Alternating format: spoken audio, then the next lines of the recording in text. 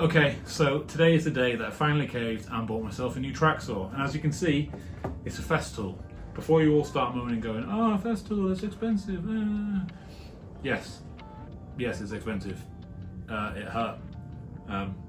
But I'm in a buy once, cry once mode at the minute where I'm trying to invest in the good tools that are going to last me for a very long time and help me improve the quality of the stuff that I'm working on. So there we are. So I've gone for the Festool TS 55, which is the smallest track saw that they do, but I'm figuring that it's going to be absolutely perfect for my needs. Also, it's not a luxury purchase, because if you've been watching the channel for a while now, you'll realise that I've been doing some creatively questionable things with my table saw recently, as I try and build out some cabinets for the workshop. So essentially, to save me doing some of this sketchy stuff, I've invested in this.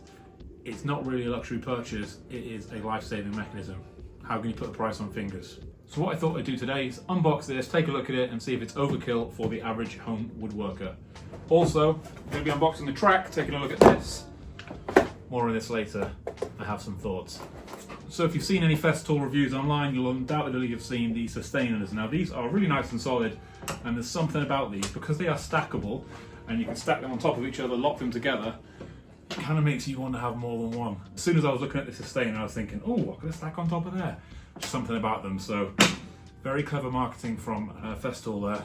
I know what you're doing. Cool thing about these is the way that they lock. So it's obviously locked at the minute, and you can turn it around to unlock the sustainer. You've got loads of information on the top there, which is going to be really handy. Links to video guides, warranties and things like that, which you can get via QR codes. And if you shut it over and turn it halfway, you can lock two boxes together, so everything's in one stack for transporting. Or you can turn it this way completely up, where it locks to the box above it, so you can open it, keep the box on top, and yeah, really good design. Definitely going to have to think what else I can get to go on top. I quite like the look of their sanders, maybe, we'll see. So inside the box, it's pretty straightforward. You have a saw, you have a nice long high quality power cable, and you've got a few little adapters and fittings which you can look into. These things are really well designed. It's got a moulded case at the bottom there, so the tool fits in perfectly. Absolutely no movement when you're travelling this around. So these are really high quality. I'm definitely going to be thinking where I can store these in the shop. Ideally where I can store a couple of them, you never know. So onto the actual tool itself, you've obviously got the power cable, which is detachable, and it's just got a little port down here, so you plug that in, fits nice and solid, and then you've got a little twist lock to actually lock this in place, so that is not going anywhere. So that feels really high quality. Nice long cable, which is obviously really good for cutting down large sheets. Now one thing I've noticed straight away as soon as I've taken this out of the box is if you're left-handed, you're going to have a much nicer time than if you're right-handed. So if you grab this tool with your left hand, you've got plenty of space, and obviously the track's going on this side, you're going to have your waist cut off here, and that's nice and easy. If you're using it right-handed for any reason, which realistically you're probably going to be more smaller cuts because often you lean over things. I've not got the biggest hands in the world, but they kind of get in the way. You know, I'm not tiny, I'm 6'3", but as soon as you try and grab that, I'm bashing my knuckles straight away. So that's just something that feels like it could have been designed a little bit better. So if you take a closer look at the tool, the first thing you notice is that any part of this tool where you can interact with it to make adjustments is labelled in that nice Festool green. So it makes it really easy to just pick up, make those quick adjustments, find what you're looking for, and actually really intuitive to work with. And then if we just take a look at the blade, this is the TS55 model, which means that it has a 55mm max cut depth, but that is without the track. So once you've got it on the track, that takes away 5mm, so you've got 50mm max cut depth, which for someone like me who's going to be primarily using it for cabinets and things like that, it's going to be absolutely fine. As you can see, it's got a riving knife built into it and a little mark on the bottom so that you know exactly where the blade's going to come out for plunge cuts. And on the front of the tool, we've got the depth gauge, which is really easy to adjust. As you can see, it's got two different measuring scales. The one on the right measures if you've got it on the track, and the one on the left if you're using it without the track. To adjust the angle of the cut, you've got two different screws to loosen, one on the front and one on the back, and then you can tip it down to 45 degrees on the normal system. There are also some levers that you can pull out just to go past that 45 degrees and 90 degrees by a couple of degrees, so you can have undercuts if you need to. And here you can see just by pulling out that lever now, we can pull it over by an extra 1 degree, and then we can tighten it up, and we're good to go.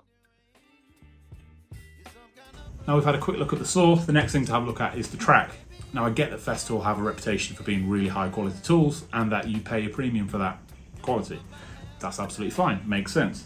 This, however, you know, ultimately it's a piece of aluminium, and it feels like a bit of an exercise in how much could we possibly get people to pay for this, because It's about 125 quid I think I paid, and you know, there's not much to it. I have heard that the Makita tracks fit really well as well with the Festools, and I was tempted because they are about half of the price, but I thought in for a penny, in for a pound, let's get the proper one.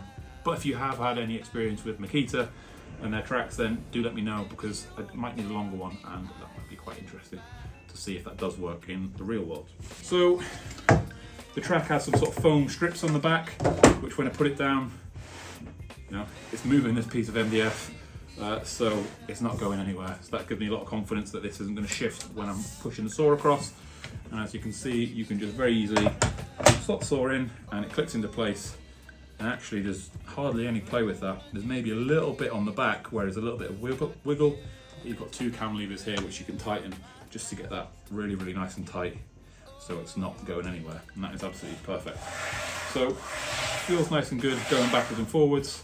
Yeah, looks cool. So as with any track, you've also got a little piece of plastic that runs down the bottom here, and that piece of plastic you just need to trim off, just so you've got a perfect reference line for future cuts, so you know where the blade's going to actually hit. So we'll get that set up, make that cut, and get this ready for use.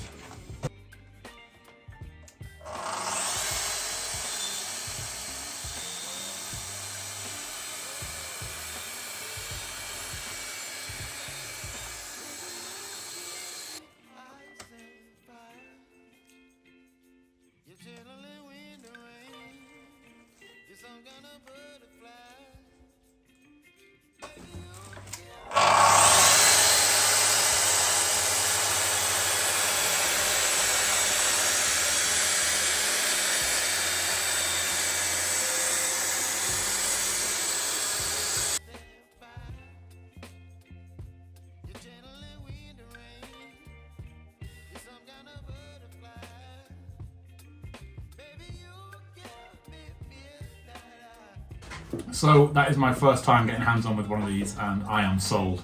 Tell you what, it is really just a pleasure to use. You look online and you'll see people saying how great Festool are and how great the sustainers are and the tools are really great quality. But the thing that really surprised me as soon as I did that first cut was just how quiet it is and how little vibration there is in your hand.